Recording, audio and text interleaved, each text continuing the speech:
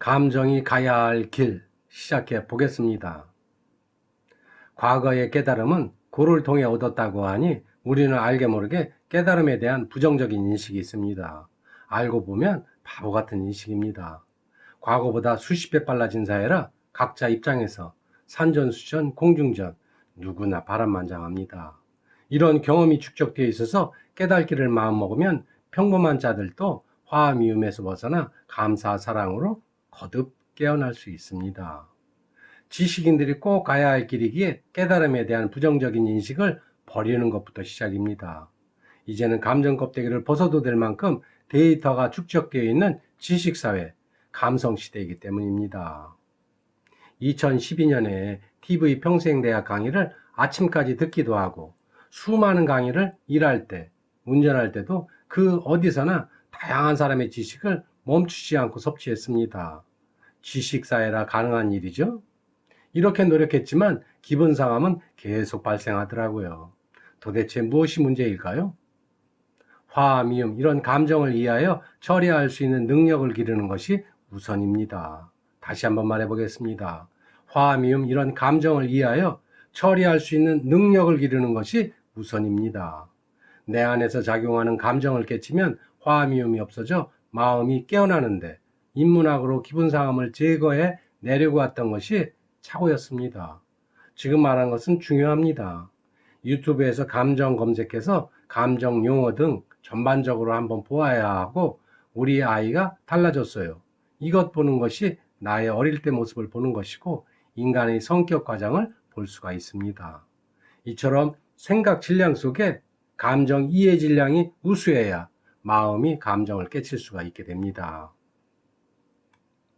인간 시대는 감정을 만들어내는 시대였습니다. 이런 이유로 다양한 감정이 만들어졌습니다. 지식인 사회에서는 인간이 만들어낸 다양한 감정으로 인해 온갖 느낌을 느끼게 됩니다. 마음은 느낌을 먹고 깨닫게 됩니다. 인간이 느끼는 것하고 지식인이 느끼는 것은 다릅니다. 그리고 감정을 깨치고 깨우치는 것이 깨달음입니다.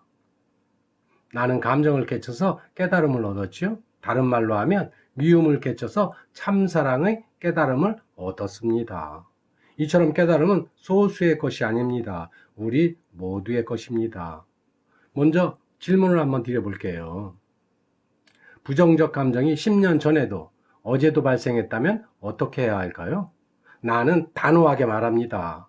좋으면 웃고 싫으면 찡그리는 7살 감정을 성숙시켜야 합니다. 그러면 어떻게 성숙시켜야 할까요? 첫 번째, 상대 때문에 화가 난다고 습관대로 탓하면 10년, 20년 후에도 나는 그대로일 겁니다. 내가 상대를 바르게 대하지 못해 화가 난다고 생각하면 이때부터 나는 변화하기 시작합니다. 두 번째, 지식인들이라 깨달을 수 있는 질량이 되는데 기분 이상해 상대 탓하느라 깨달지를 못합니다. 기분은 상하겠지만 감정을 연구해야 합니다. 이미 깨침 이야기에서 다 연구해 놓았으니 시청만 하시면 될 겁니다. 그리고 감정 발생은 어쩔 수 없는 일이기에 점차로 줄여나가시면 됩니다. 뭐 한 번에 되는 일이 있겠습니까? 깨침 이야기 영상도 좀 빨리 올릴 것이고 약 30편 정도만 집중적으로 보시면 깨달음으로 깨어나는 기본 이론은 터득하시게 될 겁니다. 나 자신을 위해 몇 번씩은 보시기 바랍니다. 나도 마음이 깨어나는 달콤한 깨침을 얻었으니 이젠 여러분들도 감정에서 감성으로 깨침을 얻으시기 바랍니다. 깨어난 사람을 만나 깨어나는 법을 얻는다는 것은 쉽지 않은 행복한 인연입니다. 마음을 연구하다 보니 감정은 가야 할 곳이 있다는 것을 알았습니다. 그곳이 어디냐고요? 아마 처음 듣는 생소한 말일 것입니다만 그곳은 감성이라는 곳입니다. 이렇게 내 감정이 가야 할 곳을 안다면 화를 내도 미워해도 결국엔 감성으로 가게 될 겁니다. 부드러운 감성이니 살아가기 좋은 세상입니다. 그래서 큰 틀에서 감정에 가야 할 길을 알고 기억해 두어야 합니다. 감정도 가야 할 방향이 있거든요. 그러면 여기서 감성하는데 감성이란 무엇일까요?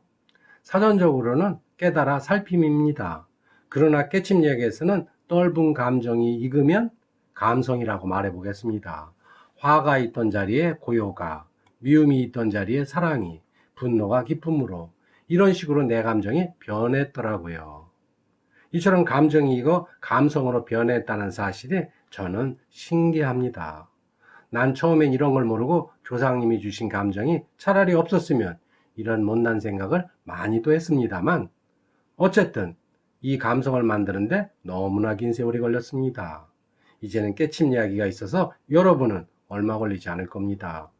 기분 상하는 것은 무언가 개선할 점이 있다는 것을 알려주는 신호이기에 너무 기분 상하지 마시고 마음을 편히 가지시기 바랍니다. 다음 편은 감정은 오름이다. 왜 감정을 오름이라고 얘기할까요? 다음 편도 기대해 주시기 바랍니다. 감사합니다.